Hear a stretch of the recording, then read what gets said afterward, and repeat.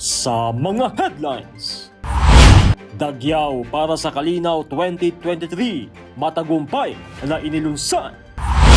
KM Learning Project ng 25th IB, umarangkada sa Pantukan, Davao de Oro. School building at health center, ipinatayo sa Matanao, Davao del Sur. At silipin ang iba't ibang agricultural activities sa loob ng 10ID Demo Farm. Tutok na sa Agila News Network.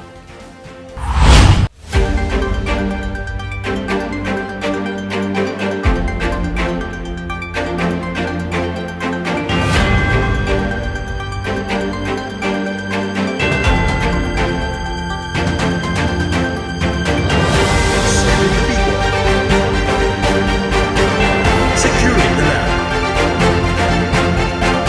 Now for the people. Here for the enemies. Magandang araw Pilipinas! Ako po si Louie Angchay. Matagumpay na inilunsad ang Dagyaw para sa Kalinaw 2023 kung saan tinalakay ng iba't ibang ahensya ng gobyerno maging ng mga non-government agency at iba pang sektor ang mga hakbang para sa pagpapanatili ng kapayapaan at kaayusan sa probinsya ng Davao de Oro. Narito ang report. We want to end that old notion that fighting insurgency is a military thing. So we'll not leave the Philippine Army to fight and die for this country, but we'll have to help the Philippine Army, the Philippine National Police, all uniformed men, the private sector should be one with them to fight with this problem. Nagtipon ang mga lideres sa probinsya ng Davao de Oro para sa isang talakayan ng mga hakbang sa pagpapasulido ng insurgency-free Davao de Oro sa ginanap na Dagyaw para sa Kalinaw 2023. An open town hall meeting noong 13 ng Oktubre sa Provincial Capital na Bunturan, Davao de Oro. Isa sa binagyang diin ni 101st Infantry Pag-asa Brigade Commander Brigadier General Felix Ronnie Babak ang kontribusyon ng mga itinatag na People's Organization. Ayon sa kanya, ang mga PO ang buhay na testimonya ng progresibong pamumuhay ng mga former rebels sa muling pagbabalik loob nila sa Philippine government. These organizations were the former members of the underground mass organizations of the communist terrorist group that were co-opted, redirected, and reorganized. Though continuous monitoring and coaching through the CDT teams deployed in the areas, we provide guidance and support and facilitate livelihood opportunities for these individuals. This approach not only facilitates their transition but also mitigates the risk of their re-engagement in insurgent activities. Sa datos ng Pag-asa Brigade, mayroong 222 POs na naitatag sa nasasakupan ng brigade. Patuloy namang sinisikap ng brigade na maparehistro sa Department of Labor and Employment o DOLE at maendorso ang mga PO sa iba pang concerned government agencies para sa karagdagang ayuda na maaari nilang ma-avail. Bukod pa riyan, patuloy ang pagpapalakas ng brigade sa mga CAFGU Active Auxiliaries o CAA, maging ang mga IP leaders na silang tagapagbantay ng kanilang komunidad. Defeating the insurgency is not a victory of your army in Davao de Oro, but a victory of the peace-loving citizens of Davao de Oro. If not for your unwavering support of our peace efforts, we could not have freed the province of insurgents. Magkakaiba man ang hakbang ng mga lideres sa probinsya, pero ayon kay Davao de Oro Governor Dorothy M. Gonzaga, kinakailangang magkaisa ang lahat sa isang hangarin. Ito ang pagbibigay halaga sa peace and order situation ng Davao de Oro. If you don't have peace and order, everything crumbles. You won't have good schools, you won't have good market activities, no kalsada to think about, wala. So really, that's first and foremost our peace and order. Sinisiguro naman ng Department of Interior and Local Government o DILG Davao de Oro na maiimplementa lahat ng barangay development program sa bawat munisipalidad na sagot sa mga pangangailangan ng mga residente lalo na sa kabundukan. Agila Troopers, muling umarangkada ang Katropa Mobile o KM Learning Project ng 25th Infantry Fireball Battalion sa Sitio Boringot at Sitio Piasusuan sa Barangay Napnapan, Pantukan, Davao de Oro. Ating subaybayan ang mga pangyayari roon sa report ni Agila Trooper Brian Belotindos.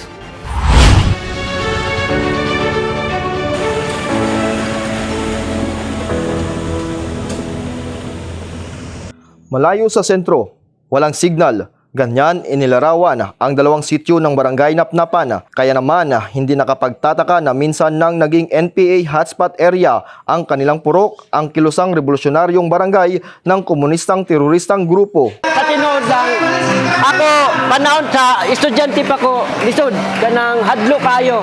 Kung nang uban, na nasa baba, tungkol sa kasamok. Kaya naman, hindi supply ng military operations ang dala ng ating kasundaluan, kundi nag-ala classroom ang military truck ng 25th Infantry Fireball Battalion na binansagang Katropa Mobile Learning Project. Sa pagpasok nito sa mga geographically isolated at disadvantaged area sa Boringot Elementary School at Piasusuan Elementary School, Barangay Napnapan, Pantukan, Davao de Oro noong 12 ng Oktubre. Nag-alaguro ang mga fireball troopers, may pasayawan, kantahan at syempre hindi mawawala ang pagkain sa mga chikiting. Lipay kami nga niabot rin ng programa sa 25th IB sir kay ang mga bata daghan mo mga panginahanglan sir o pamginikanan usahay dili nakapalit og mga labi na mga school supplies. Dahil sa magandang programa at pagtutulungan ng ahensya ng pamalaan, patuloy na nag-aarangkada ang Katropa Mobile Learning Project sa Area of Responsibility ng 25th IB. I commend the accomplishment, it's a job well done, no? As I've said, that is 100, kasi pag sinabi kong 360, back to zero eh. So 180 degrees turnaround na innovations of programs and services na ginawa nila. Saludo ako sa kanila, sa mga nag-organize, as I have said earlier, no? This is a unique and one-of-a-kind program, no, na nakikita ng mga tao na yung sundalo hindi lang panggera. This is not the last time, no? Kaya meron tayong mga community development teams na pupunta rito, papasya sila dito para makita nila kung anong pwedeng livelihood na pwede nating ibigay, itulong din sa community. Once again, yung 25th IB, hindi siya talaga yung magsusolusyon sa ating mga problema. Pero at least, pagpunta natin dito, may maitulong tayo kahit paano, ma-inspire natin yung mga bata, mai-link natin yung mga agencies na mayroon silang programa para tulungan pa yung mga constituents natin dito, yung mga kababayan natin dito. Humigit kumulang sa 100 na mag-aaral ang napasaya ng mga fireball troopers sa dalawang paaralan. Mula dito sa Mawab, Davao de Oro, Brian Belotindos para sa Agila News Network. Isinagawa ang turnover ceremony ng isang school building at barangay health center sa barangay Kapuk, Matanao, Davao del Sur.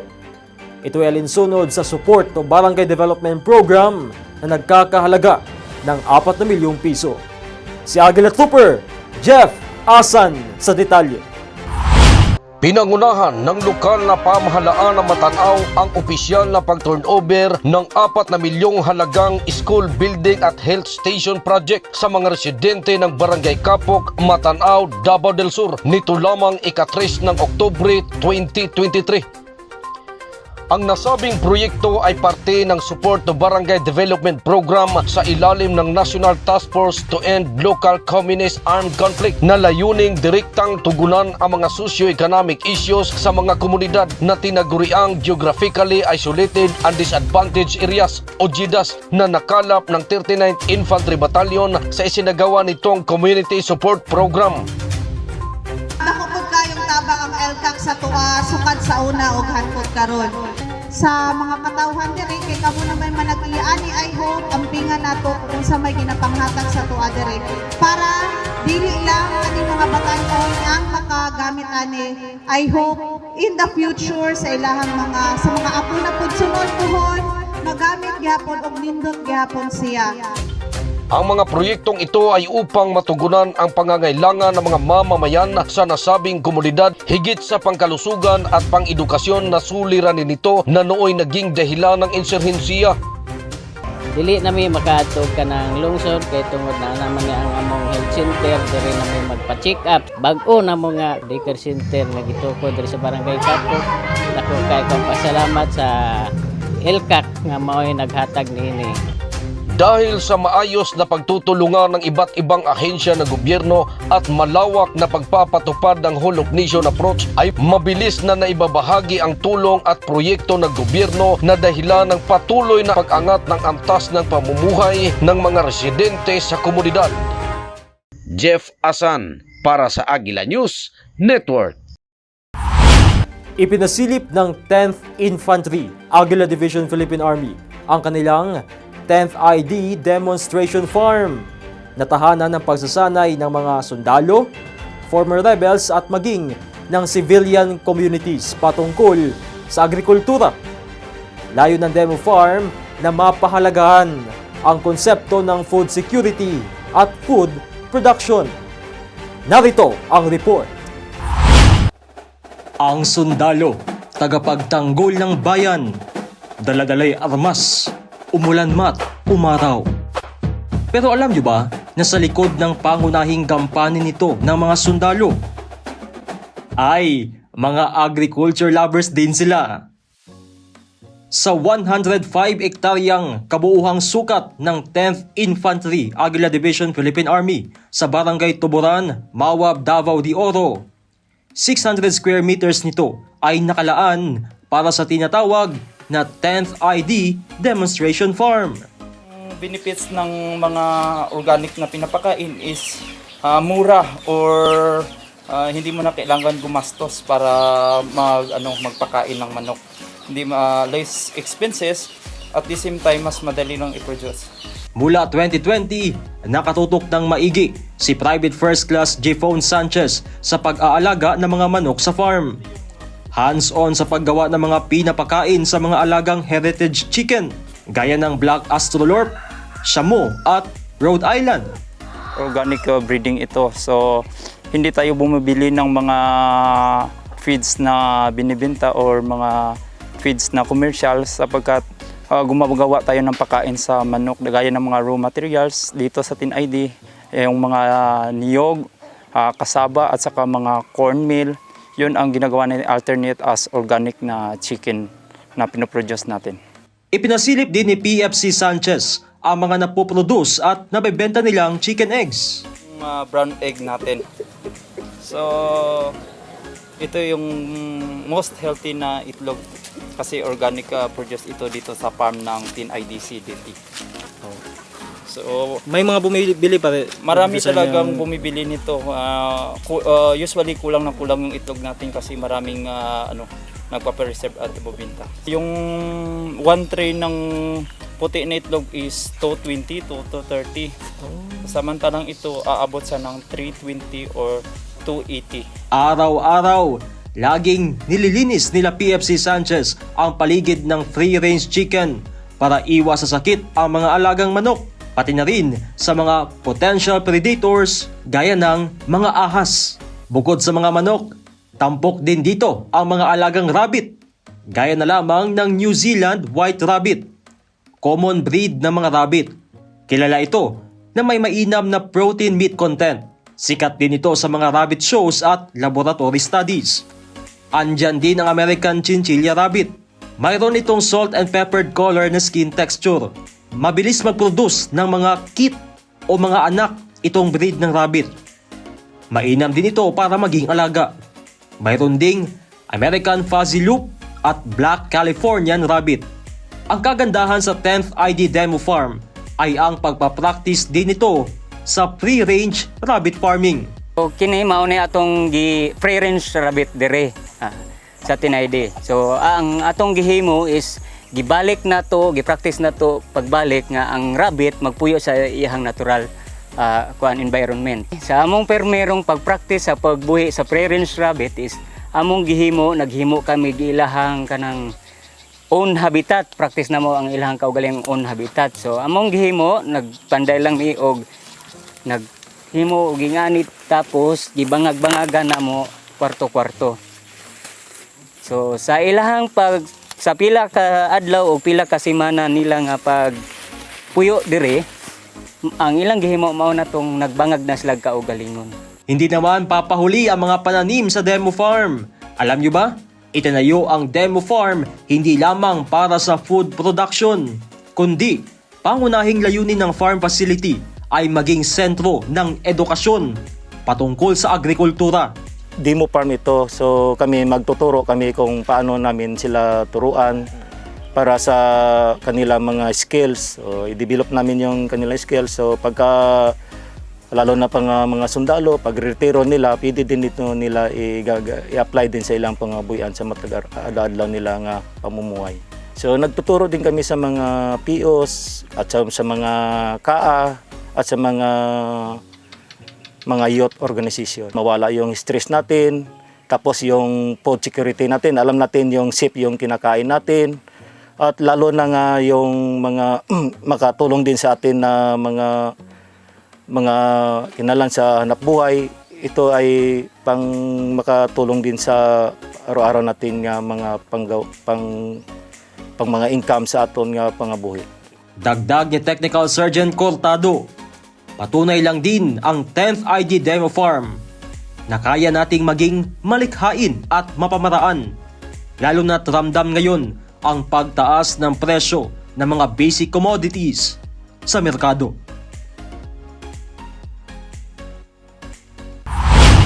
At yan ang mga kaganapang nasagap ng mga Agila Troopers sa buong linggo.